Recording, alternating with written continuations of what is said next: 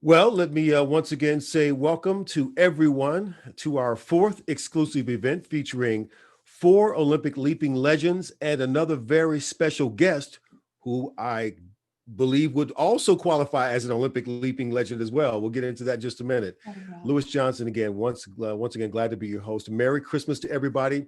And of course, we honor however you celebrate this time of the year. We honor that as well. Once again, we're here to continue this discussion now about how to achieve excellence. And today we're going to pay some specific attention to this idea of change for the better. That's what we're focusing on today, change for the better. Listen, as we approach a new year, 2021, the end of a very difficult year on so many fronts, and we know that because the calendar will change, that doesn't mean that the issues and challenges won't change. But we're looking forward to a new year. There's no doubt that a lot of us are thinking about what's going to happen next year and what we want to change and make different. And of course, that brings up that word resolution, the New Year's resolutions. Well, I don't know if you know this or not, but the stats say that about 50% of us will make a New Year's resolution, but sadly, only 10% of those resolutions will be maintained past 3 months. So the New Year's resolution is a good idea, but stats say that it typically doesn't last very long. So here's the question: how do we approach making the changes that we need to make? And what's the reason why we want to make these changes? What's the motivation? We're going to discuss that today with our panel and, of course, with our special guest who made a revolutionary change himself in a particular event that has never been the same since he did it. As always, I want to thank all of you in advance for not recording this event or using any footage of this event without the written consent of the leaping legend himself, Charles Austin, Olympic gold medalist, who brought us all together. And Charles, I'll start with you as I always do. Merry Christmas, my friend. How you doing? I'm good. I'm great, man. Very happy to see all of you again and just share and everyone ourselves achieve that excellence we're looking for. Exactly, exactly. So, first question always to you. I know you can identify 100% with this revolutionary change that our guest made. So, before we share the video and his name, how important, Charles, is it to you to embrace change for the better, and not just in sports, but also in life? Well, with me personally, there's one huge example I can give. Back in 1996, I was having some personal issues, family, marriage, and all of that. And at the same time, I knew I had a great year. I was coming back from my injury, and I just felt I needed to put myself in a better position mentally as well as physically to achieve the goal that I set for myself. So that January of 96, I decided I need to separate and focus on Charles and what Charles was trying to accomplish. And so that was a major, huge change for me personally. And Yeah. long story short, it worked out. And I went on to win the Olympics and have a great competition, a great year. But there's times where we just have to look at ourselves and understand. Okay, this is what I need to do to be the best I can be, and don't be afraid of making those changes. Yeah, yeah, that is the case. And sometimes change is so personal that people don't see what's happening on the outside. They only see what they see publicly, but they don't know what you're really going through on the inside. So change has so many different levels. And you bring up a great point of how personal change then affected your professional change, which then brought you to the peak of your performance. It is once again great to have this esteemed panel, and I don't say that in a flippant way. We got a serious panel, y'all. We have everybody out here: Jackie, Bob, Kenny, and of course Charles. And it is great to see you all. And for those of you who may be joining us for the first time, we always like to remind you of exactly what they did in their moment, their biggest moments in history. So let me just share this with you. And on the back end of it, you're going to see who our special guest is today, and then we'll talk to him and we'll have a great discussion here. We hope you'll be a part of it. Get those questions ready to drop into the chat box, and we'll be getting to those soon. And in the meantime, I want you to look at this. You guys see that? Yep. All right.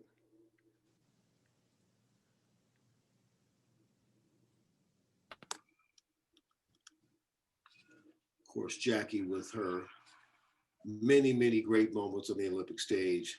Olympic gold medalist in the heptathlon.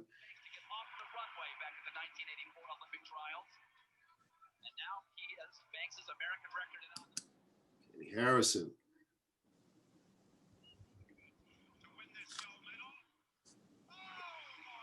Charles Austin, the benefactor of a great change in that approach.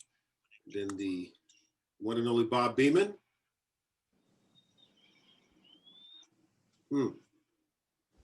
And our special guest. The 1968 Olympic Games proved to be a turning point in the history of the high jump event. Into the Mexico City Olympic arena came not only a new name to the sport, but a new approach, which was to revolutionize the high jump event. Dick Fosbury from the United States demonstrated a new style of high jump, which some considered strange and awkward. It was a jump he had devised in the previous years, and one which unsettled his opponents. While the crowd at first saw him as a novelty, his continued success at clearing the ever-increasing height soon made it apparent he was a serious contender. Valentin Gavrikov from the Soviet Union failed at his attempt of 2.22 meters, while Fosbury and his US teammate Edward Carruthers cleared their way to a jump-off. The bar sat at 2.24. Carruthers failed, and Fosbury took his new style of high jump over the bar and into the history books. Fosbury had won his gold. Within a few years, the Fosbury flop had become the standard method of jumping in this great Olympic sport.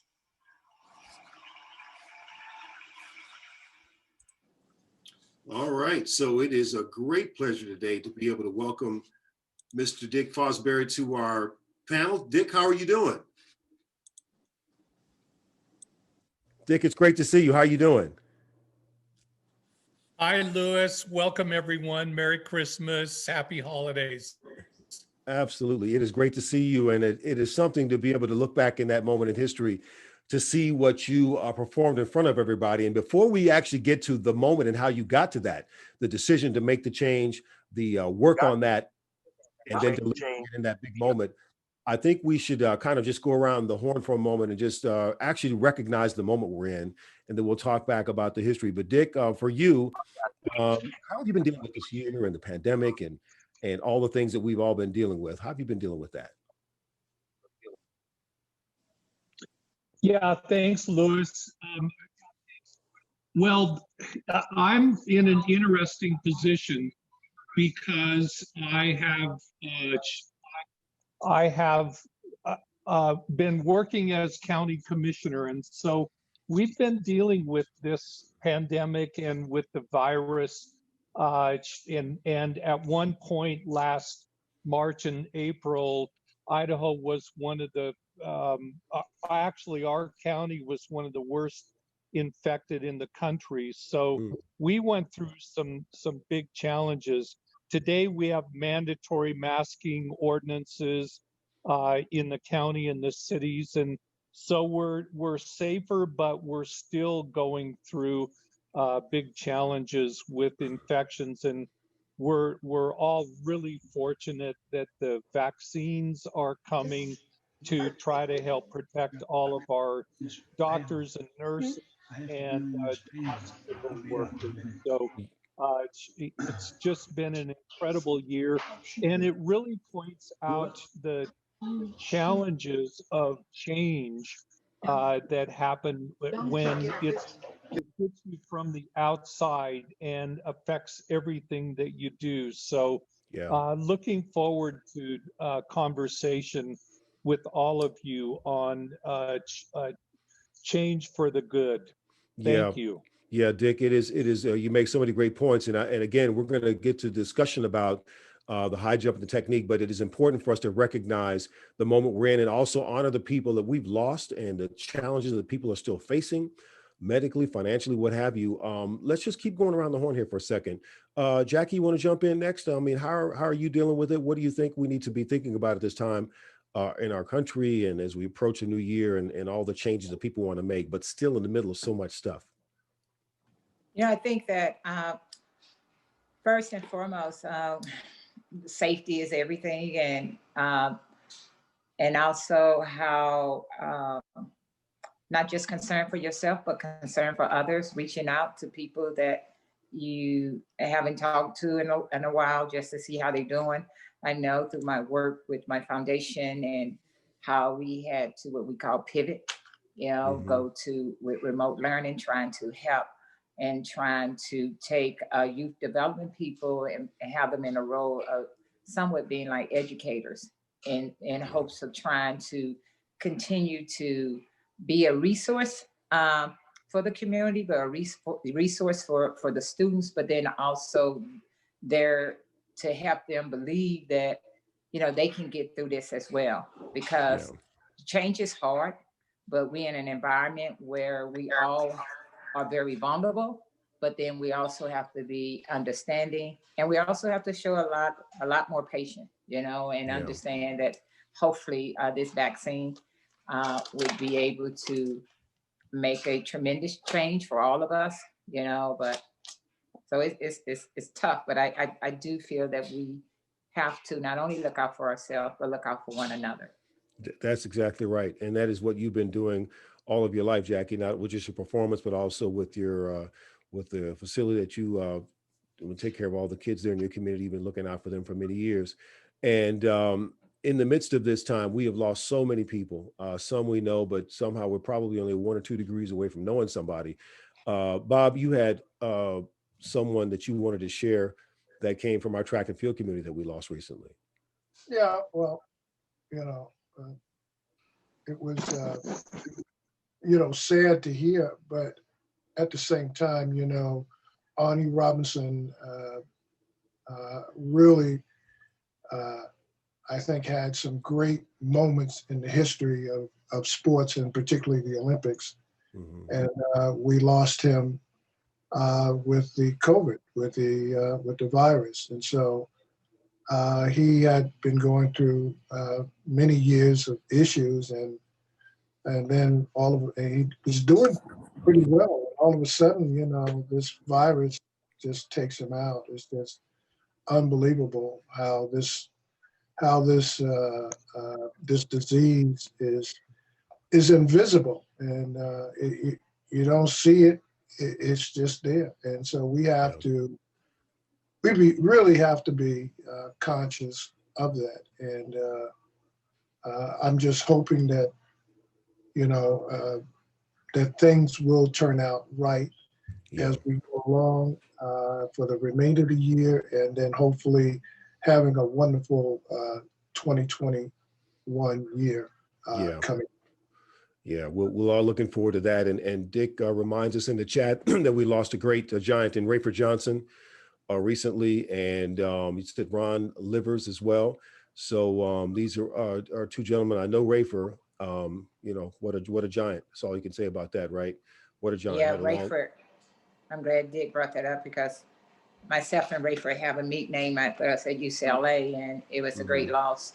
You Yeah. know, uh, you know, to his family, but to the Bruin family and to everyone, in track and field, Yeah. that he just wasn't a man that ran around and did the decathlon, but Right. such a humanitarian philanthropist, just a great human, that Hmm. gave him himself, the work he did with the Kennedys, and it just goes on. And then also the gift that he gave to UCLA Bruin and their family as a whole. So it Yeah. was a Yeah. tremendous loss about 3 weeks ago. Yeah. The Special Olympics of Southern California. I mean, all that Yes, stuff. He was he was exactly. tremendous. And Jackie, I was actually during the last football season working the Pac-12. I was actually on campus for football meetings, and we were in the office there speaking with Chip Kelly, and someone said that Rafer is being honored over at the stadium. I was like, what? So we finished our meetings up, and I dipped out and I ran across from the buildings, and there was this crowd of people up on the steps, and they had written his name on the track or what have you. So I sat and watched them do the honor, and then when he was done, people lined up to take pictures and say hello. And I got in line just like everybody else. I'm like, this is Rayford Johnson. And we had spoken before at the Penny Relays many years ago, but I stood there and just then he sat down and I sat down next to him and just had a brief conversation. And it was just an honor to be able to sit and talk with literally a giant of in what he did. So Rayford is a big loss, but God rest his soul for sure. We're going to pick this up in just a minute. But Kenny, what about you? What do you want to say about the times we're in as we all try to get through here? It is a unique scenario for, of course, everybody. I just want people to understand the gravity of going through this pandemic. This is a scenario that we all have to be selfless and just stay at home. Every day I watch people go out and just go against the rules. And I know when they watch sports on TV, they understand the rules that are on TV from football, basketball, baseball. They understand the rules. But when they're out in public, God bless everybody's soul, they do not pay attention to the rules. So that's what I would, if I have anything to offer to everybody, because when you go out, you're supposed to be there to help and support everyone and not just yourself. So if we can all get out there, just like in competition, I'm only out there by myself. I don't want to come and harm you while I'm competing. I don't want to come out and make it miserable for yourself. But when I'm out in public eating and having a good time or just getting groceries, let's please respect each other. And then we can, help this pandemic calm down a little bit. And that's what I've learned from, what I go through, because I pretty much stay in the house for the most part. And it's just not fair to share that kind of thing. And I'm here with my mom and dad who are 80 years old. I don't even get to see them, even in the same household. And it would be unfair for me to go out in public and party and kick it and hang out and then bring something back to my mom and dad. We should treat each other the same way. So that's the kind of scenario that I believe that I'm in. And that's my message to everybody as we still want to accomplish amazing things. Yeah. Let's be patient in accomplishing our amazing things while, this pandemic is going on. Kenny, you said so many things there. I love that at the end. Let's be patient in accomplishing our many things. And then I love how you equate the fact of masking up, treating it like a team sport. We're respecting the rules. How simple is that? We can all do that. And it shouldn't be a political gesture. And I don't have a problem saying that for sure. That is a great, great thought to keep. So as we move forward, everyone, once again, our special guest is Dick Fosbury. And for those of you who don't know Dick Fosbury, I don't know how you couldn't. Of course, he was an American high jumper who revolutionized the sport with the way that he approached and jumped over the bar, known as the Fosbury flop. He debuted that at the 68 games. And Dick, going back to the time before you actually showed up to compete with this new jump over the bar, what was the original impetus? Where did the idea, the thought come to you to change from that barrel roll to what you were doing? Where did that come from? Yeah, Louis, thank you. Actually, it was a move of desperation because I had grown up in the state of Oregon and played American football, loved basketball. That was my favorite sport, and did track, hated baseball. And when I learned, when I started sports, fifth grade, our coach would have us try all the different events so we could discover what we were good at and what was appealing to us. And our PE coach taught us the scissor style, which is the oldest style of high jumping in track and field. It was the technique that was used in Athens in 1896 in the Olympic Games, when they had both the running high jump and the standing high jump. And he also taught us the Western roll or the belly roll, and that was okay for me, but I really liked the scissors because I was upright. I was a tall kid at the time, and it was very simple, simple technique to just hurdle and do a scissor kick over the bar. And I used that until I got into high school, when my coach spotted me the first day of practice, and we were all warming up and getting our steps, and he saw that I was scissoring, and I was the only one by that time that was still using this old style. And he came over and kind of chewed me out because he thought I was goofing around. But I explained to him that this was the technique that I had used in the high jump. And so he, then he took the attitude to explain to me as a coach that the scissors was not really efficient, and I wouldn't be able to progress and be competitive with the other high jumpers. So he really pushed me into learning the classic style, the Western roll. And so that was the first change for me, was to go to the same technique that everyone else is doing, and learn that. And of course, because I was learning, I wasn't very good. And even in the very first track meet, the opening height for boys was 5 feet, and I took 3 attempts, and I went out at the opening height. So I kept with it, and after 5 or 6 meets toward the end of the year, I was just not going anywhere. I was 8 inches below everybody else clearances. I was jumping 5'4", and all the other guys were jumping 6 feet, 6'2", in our league. And I was frustrated, so I went back to coach and asked him if I could go back to the scissors and try that again. And he said, "Well, don't give up, trying to learn the Western roll, but if you want to try it, it's your choice." And so we had a bus trip to the next town, about an hour drive away, and I decided, okay, I'm going to go back and use my old style. And I started warming up, and I made the opening height, and they raised it to 5'6", which I'd never made before. And I knew in order to get over that bar, I had to do something different, trying to lift my hips up, get my rear end over the bar. And so to do that, I had to get my body out of the way, and I leaned back to get my butt up, and I made it. And they raised the bar again, and I leaned back farther and made that.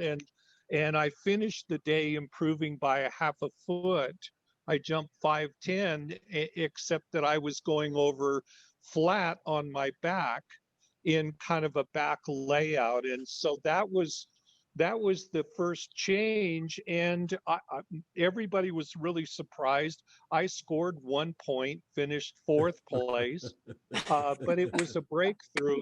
And so for me, change was necessary for me to figure out how to succeed, in this game. And the next week, we looked at movies.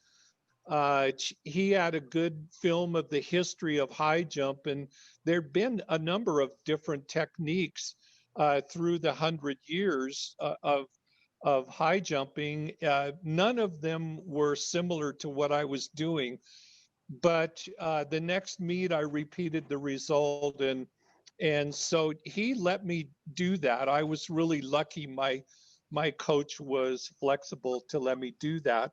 And by the time that I finished high school, running with my curved approach, I started turning my shoulders to the bar and going over at an angle. And senior year, I was turning my back to the bar and arching over the bar. And I was the only kid jumping that way, but I continued to improve, and I got second at states. And then that summer, I won a national meet at the National JC's meet in Houston, Texas. And that kind of put me on the map. But so that was my change, and I was looking forward to it because I had to figure out, what's my way of playing this game and showing where my potential is and what my skill is. Yeah. That's what I had to do. Wow, a change of desperation. And I mean, when you think about the time that we're in right now, where people are going through so many challenging moments and we're being forced to change in the way we approach our lives, everything, daily lives. I mean, you did something like that, which took a lot of nerve, gall, but it took, I guess, ingenuity, it took everything to be able to try that in front of everybody and then see that it was working. I have to do something real quick here. You're talking about a revolutionary first. That's what you are, Dick. And there's another one that's on this call. We want to welcome back, who was a previous guest, and that's Mr. Ronald Husband. He is the first African-American animator at Disney, as well as supervising animator at Disney. And he was our special guest a long time ago. Ron, you doing okay today? Great. Great. Good to see you. See you, Dick. Yeah, thank you for being on. Thank you for being back again. Oh, wouldn't miss it. Yeah. Yeah. Charles, since you're the high jumper on this Zoom today, when you hear Dick's story, I mean, he is the reason why you jumped the way you do. He is the reason why you jumped and won the gold medal. What's it like? Hey, it's unbelievable. The first time I met Mr. Fosbury was in New Orleans, and he was standing talking to some people, and I'm just sitting there looking at him and like, oh, just waiting for my turn to get a chance to meet him and take a picture with him. But I'm very honored to know him, for him to be on the call with us. This is just amazing. I'm enjoying it. Yeah. And Dick, I'm assuming you can see Charles' shot, but I'm not sure if you know this, but that bar behind him and the standards, those are the standards and the bar that he jumped his Olympic gold medal at the games in Atlanta. Do you have any memorabilia like that from your days and from when you won in Mexico City? Well, I don't have the standards, but yeah,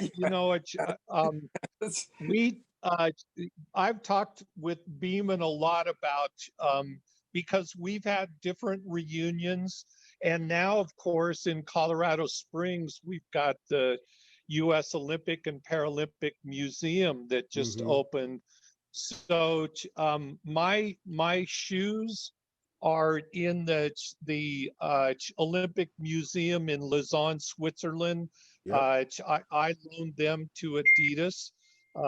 I was an Adidas guy at the time, and but I've still got my uniform and a lot of memorabilia from back in those days. Yeah. You brought up two quick things. I want a quick yes or no from everybody. Have all of you all been to the Olympic Museum in Lausanne? Have you all been there? No, I have. You have? Yeah, you have. Okay, Jack, have you been? Yeah, I mean it's awesome. That's an amazing thing. I haven't been in several years, but we used to go there and run the meet in Lausanne, and I go over to the IOC and then go to the museum. It's pretty cool. And then but I do have the sand from the Olympics. What is that? The sand, Kenny? Let's see. Put it up there. This is some of the sand from the Olympics. This is my I Dream of Genie Change of Life. Oh, wow. The Olympic trials or the U.S. championships or NCAAs or the high school state meets. Hello. So Kenny, you have how much sand is in there? About a cup, two cups, or what? There's a couple of cups in this one, and then I have an hourglass that is 59 minutes and 4 seconds. Right. That is somewhere else in the house. But so quick backstory. When you jump and you realize it's been a great moment, you're going crazy, you get the flag off. When did you realize, I got to go get back and get some sand? When did you do that? I did that at the hotel room. I think I think Al Joyner and Flojo at the time came to my room and told me I was going to be the Olympic champion. So I took a Ziploc bag and I packed it because I was ready to win. And I Wow. took that to the track, and I knew I had something to put that sand in. And funny story is that Carl Lewis won the long jump afterwards, and he had to steal a bag from the side of the track because he saw me do it, and he scooped it up in a little old raggedy bag and had to take it with him. And to me, that was hilarious. But I was prepared for mine. I knew what I was coming to accomplish, and I was prepared to take that home, and that's why I keep it so close to Oh me. yeah.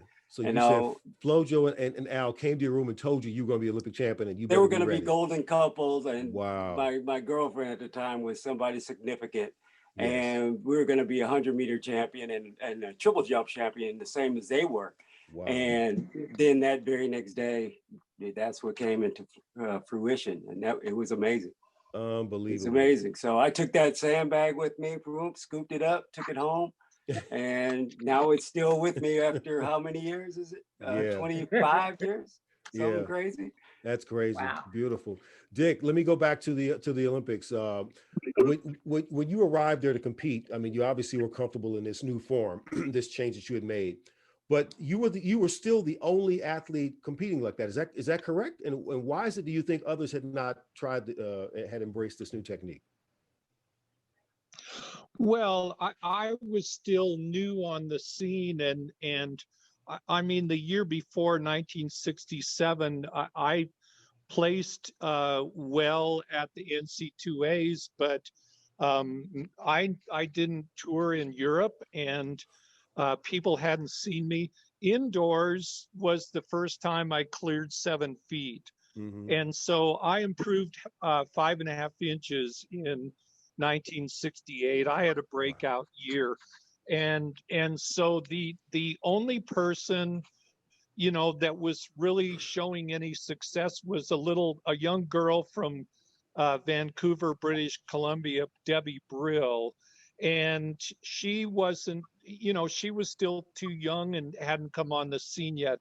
So I was the only one there that was jumping over backwards, and you know, excellent facilities. I'm still happy that they no longer had the high jump into sand, which we would have never seen this technique. Yeah, yeah, No. yeah. That you make a great point there. Do you remember when you went from the sand to some sort of a pit? I know now it's, I don't know what you call the pit, what it's made of now, but when did that transition happen to a different type of a Well, pit? I jumped in sawdust all the way through high school and into college, and even in those days in the late 60s, they were just developing foam landing pits, and then the porta pit came along, and for the Olympic Games, 64 was the first Olympic Games when they had a foam pit for the high jump with a chunks of foam with a net over it. But in 68, it was very formal and really world-class facilities. Wow. Very fortunate. You know, the environment changes. And that's what's another interesting thing for athletes and change is to be able to be adaptable to the environment, and running from dirt to clay tracks to cinder tracks to artificial surfaces, rubberized asphalt. You know, things have evolved through the decades, and it's really helped to help with the facilities and performances. But you know, if we didn't have foam for the high jump and pole vault, you know, these athletes wouldn't be performing to the way that they do with the results they do today. Right. Can I, Let me can I ask Dick a quick question? absolutely, Kenny. Um, Mr. Fosbury, what would have happened if your coach would have just said, you know what, I want you to do it my way.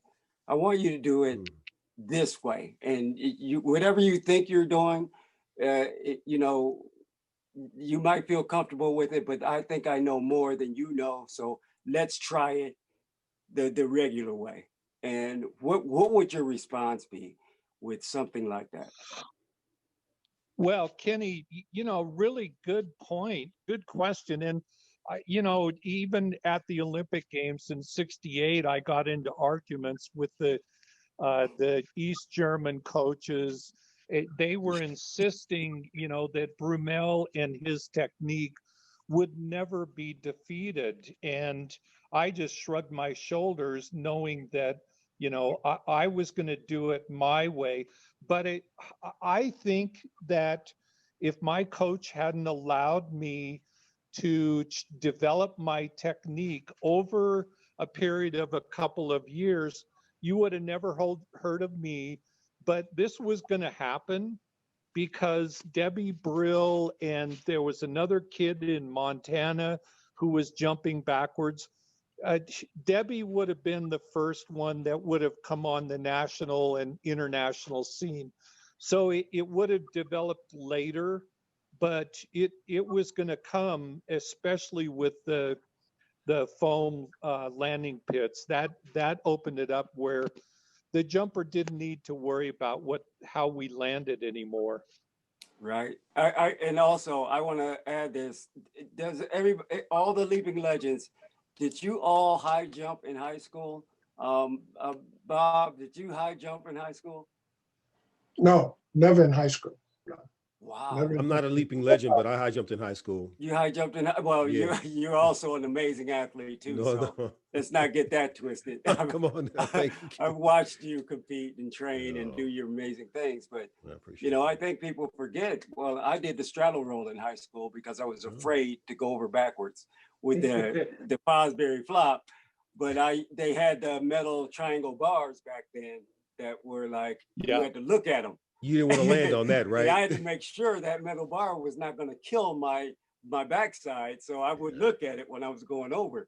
But that's to me, you're just like the legend of legends, because to be able to make that transition and change, because I was so afraid to do that in the first place for myself personally. Man, it's so amazing just to have you on the show and enjoy your story. So I just want to share that real quick. And I just want to add. Thank you. I want to add, that, Dick revolutionized our sport. Even for me as a multi-eventer, one of the key events in the heptathlon is the high jump. And in high school, I didn't know how to high jump, and the gym teacher left the gym, and they had put up this mat, and they had these two standers and a bar, and she told us just to sit and wait till she come back. But being young people, we're like, oh, I'm gonna go try that. And I go over and I missed the mat and fell on the floor.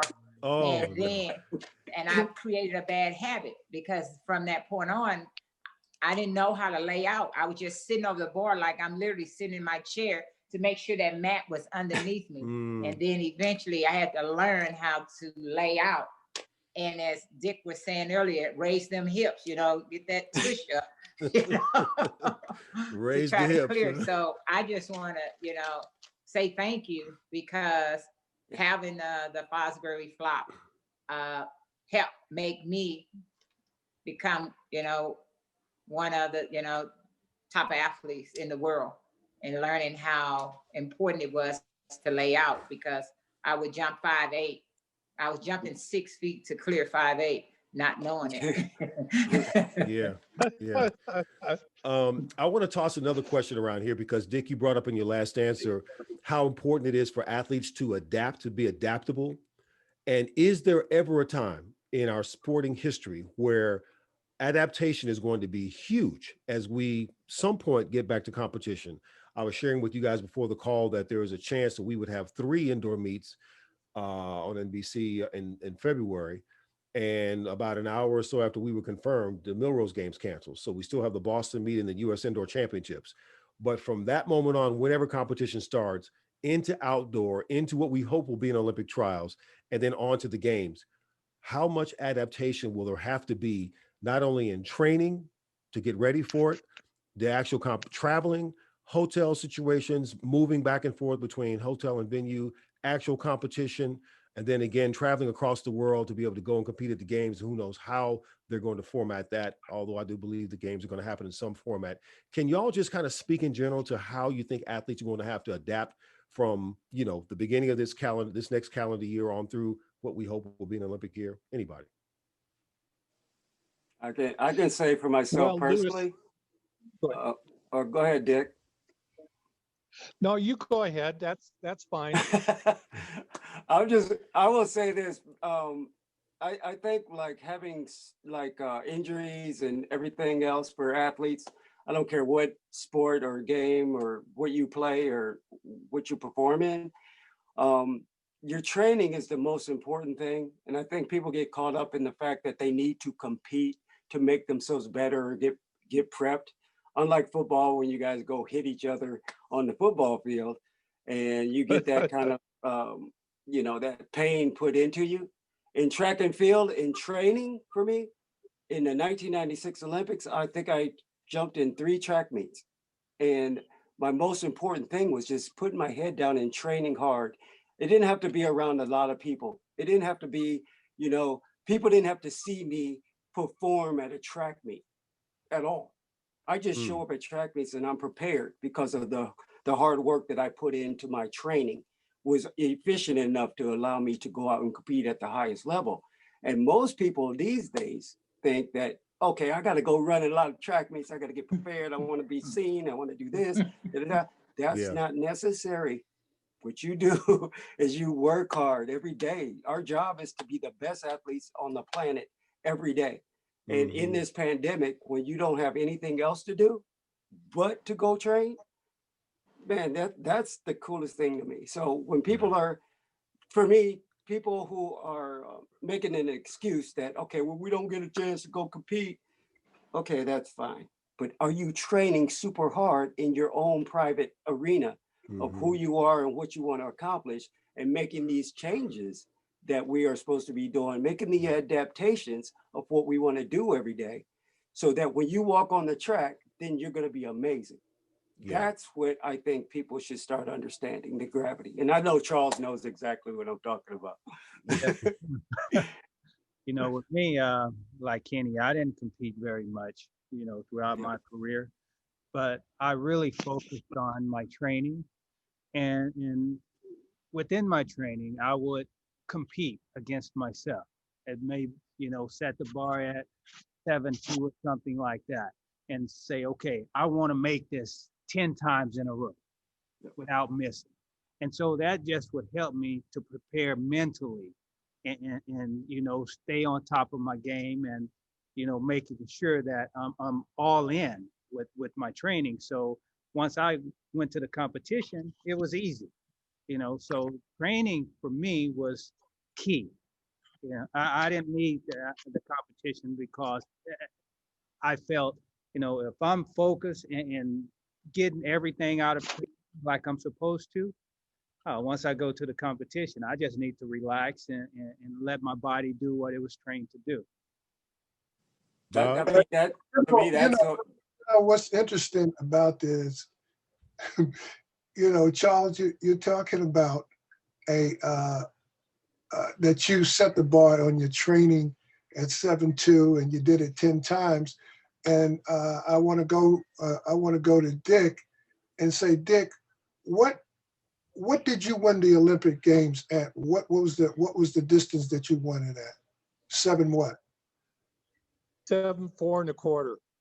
Wow, that's quite an accomplishment and a change too in how effective your flop has been, where someone like Charles would almost start at the distance that you won in Mexico, and do the training. He would start his training practice at 7-2, 7-3, that's amazing. That's outstanding. And so what we see here is how effective the flop has been, and how creative you was to have that.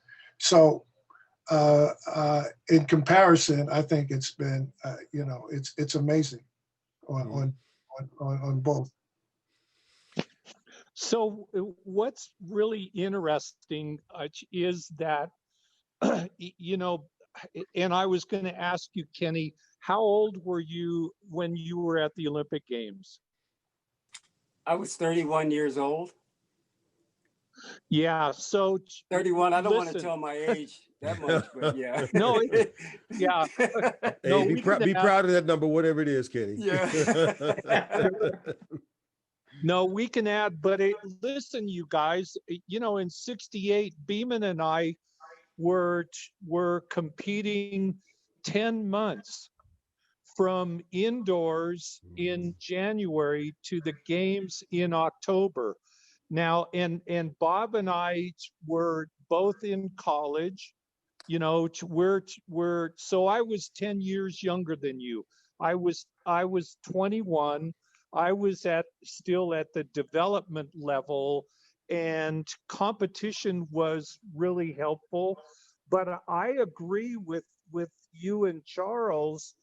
You know, and I think Coach Sue Humphrey could talk about this as well, that once you reach that elite level, I think that you need to change your focus and not be looking at competition as much.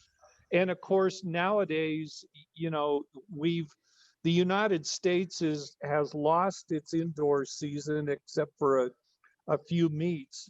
But we could jump 2 times a week, Friday and Saturday, or Thursday and Friday and Saturday, and in all indoor season. And then we had the spring season with college, and then we had the outdoor season. Some athletes would tour in Europe, and it's much different. But when you're at that elite level, I think you can focus on your training and keep your health up, and take care of your body and your mind, and prepare for those elite level competitions when you're going against the world best. But it was completely completely different from our experience in 1968. Wow. I mean, that's an amazing thought, thinking about the difference in times and what have you. And I'm going to go back quickly to something that I asked you earlier, Dick, that when you showed up, you know, why wasn't anyone else doing your jump? I'm considering the time we're in where everybody sees everything, the social media, internet, whatever. They couldn't have seen you unless they saw you compete somewhere. So it makes sense that you were able to actually show up at the games with this new form, and boom, you dropped it on them and you won the gold. That's awesome. Speaking of gold and speaking of great athletes, let me recognize. Think you can slip on Gail Devers. You think you can slip on this call without us seeing you? Can we at least recognize you and say hello, Gail? And I believe Michelle Burrell is she on here as well? Yes, both of them. All righty. All right. Great to see you All guys. right. I don't see you, but I know you're here. And of course, Coach Sue Humphrey, we're always glad to see you on. Thanks for being back with Can us you share again. the Word doc and the slides from this morning? I'll share the work doc. The slides I'm going to change into a PDF and put them in the Dropbox. Oh, are y'all having another meeting? Okay. All right. We're glad you're here anyway. As we get ready to wrap up, does anybody have any questions out there that you want to ask these great champions, or ask Dick Fosbury while he's here? Anybody have a question? Please chime in. I want to ask Jackie what she thinks about that very question about, you know, getting ready during the pandemic. What would she do during this pandemic? That would change, or how she would change, how she would get prepared for that competition, like the Olympics coming up. What would you do personally now during the pandemic within being in your house or your home? What would you change right now to get prepared for like the Olympics coming up? What would you do? I think the most important thing for me, when you all were talking about adapting, and my philosophy has always been focus on the things I can control and not worry about the things I cannot. So I can control what I can do within the confines of my own home, how you pivot, how there are different training methods. I don't have to be on the track. I can jump rope, you know, I can do go run the hills in the backyard, you know, just be creative in a way, knowing that I'm putting the work in, and but then also just staying positive and just hope that everybody else, when I say everybody else, the people that need to make sure if the Olympics going to go on, the CDC and all these things, that they let them do their job, but let us do what we can control. Don't sit back and say, why me? No, why I need to do this. I need to figure out what I need to get done. I need to be talking with my coach, communicating, you know, not overdoing it, not trying something new. You know, you got stairs in your house, you can do stair hops. There's a lot of things that you can do to get yourself, you know, right. But you got to do it with a positive attitude. And let's hope we all can hopefully, you know, will a vaccine in here that would make sure that we all are safe so we can do what we love doing, is getting together and being able to celebrate one another and encouraging one another. Yeah, very powerful. And going back to before we came on, Dick, you even mentioned something else, taking it to another level for athletes who are trying to get ready in a particular location. You even talked about changing locations, maybe going to another part of the world for an athlete who needs to really confine themselves in a place that is somewhat safe. You want to expound on that? Yeah, happy to. You know, I mean, that's been the biggest challenge for high school kids. Their season's been canceled, college, university. It's been so difficult, but I've been tracking the science and what this pandemic is doing. And if I were an elite athlete, I would go train in Australia, New Zealand, Singapore. I would find a place where they have the facilities that you can use. They'll probably have some good competitions.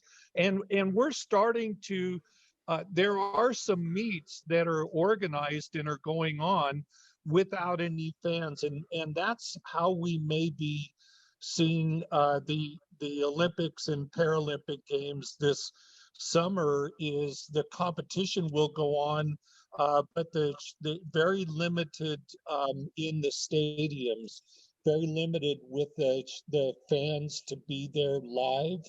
But it's, you know, this is just one of those very strange asterisk years, and I'm confident that the games will go on, God willing. But it's, you know, it is going to depend on how we control this new new brand of COVID-19, highly infectious. But I think that we can fix it, and the games will go on. But it's really a challenge for the development level athletes.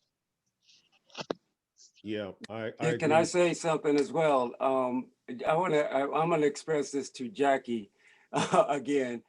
I think that we had a super amazing kind of like training group of people that went from people like Quincy Watts, Danny Harris, Gail Devers.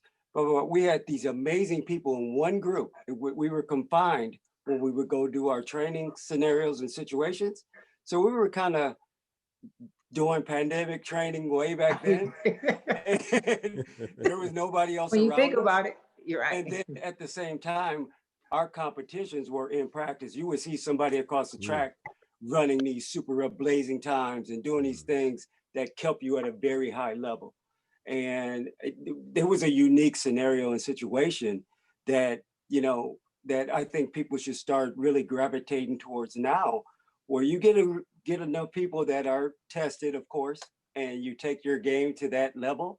and get around like-minded people, and then you become amazing without having to travel around the world, spend your money doing these things. But if you can stay in one community and still believe in, like what Charles said, we just work on what levels we want to take our day to every day. And then once we hit that level, that's amazing. But to be in that kind of a small environment where you're just around a certain amount of people, especially during the pandemic, I think that is going to be effective when the world opens back up, but you will still have your high level of competition and preparedness. I think that's going to be a huge deal. Yep. I agree with you, Kenny. And I think that also training at a high level and having training partners that would push you, because when I played basketball, we were as good as our second five because they had to push us. Because when we go in that competition, and that's why when in track, if you're able to train well, but it's just a different mentality and a philosophy today where, especially like with a lot of young people, they want to compete, and not train. And then when they get to the big meet, they break down because they have not put in that training work and knowing that if you put in the training, then yes, the world is going to see you, and they're going to see you at the top of your game versus you running every meet, because and then also sometimes, the finances might play a part in that too. But then it goes back to originally what we were talking about, change, because change to me is making sacrifices. And if you make the sacrifice, then the change will come, and the change for good will allow you to excel and continue on. Awesome. Beautiful way to wrap it up. And it has just been a great conversation. Hey, y'all, how great has it been to have Mr. Dick Fosbury on today? It's been good, huh? Right. I mean, it's been awesome. Thank you so much for being here with us. Great to see you again, Mr. Husband. Great to see some of these other great champions on. Did anybody else have a question? Edna, where are you? Where are you listening from? He's from Brazil. Right now I'm in Brazil, but in São Paulo. Okay, you were on before, right? Yeah, I was in the countryside. Now I'm in São Paulo. Probably next week I must be in Rio. Okay. So you were on before. Thank you for coming back. It is really awesome to have you on from Brazil. It means a lot to know that you chime in with us. Did you have a question for Mr. Fosbury? No, not today. I appreciate all of everything that he told. It was so amazing to understand the things, because we started years later, and he is the original school that we could see and we learned and everything. Wait, say that again. He is the guy who I can tell that he is the school, because when I started to practice some sports, we already have the style that he brought to everyone. Okay, I got you. And since you're here, how are you guys doing in Brazil? How are things with COVID? How are things with athletics? I mean, how are people managing, the what's been happening with all that? Well, unfortunately, in Brazil, we have so many difficulties because we don't have the same infrastructure that you guys have in the United States. Mm-hmm. And it's almost a way to survive, because I really don't know, because they don't have too much money. They don't have the facilities to be preparing themselves, to be ready to go to the Olympic. We are not sure if we will have the games. I see. And if the games do happen, do you think that Brazil will be able to have a team? And when I say that, I know there are so many different sports, but let's talk about athletics, so track and field, which is what we are mostly. Probably we will have some representatives, but not too much. Not too much. Yeah. Well, we're going to be thinking about you guys, because I'll speak for myself. It was an unbelievable impression I got of being in Rio for the games. Unbelievable. And I've been fortunate to be able to work the Olympics, then come home and go back and work the Paralympics. And my wife went back down with me for the Paralympics, and we just had an unbelievable time.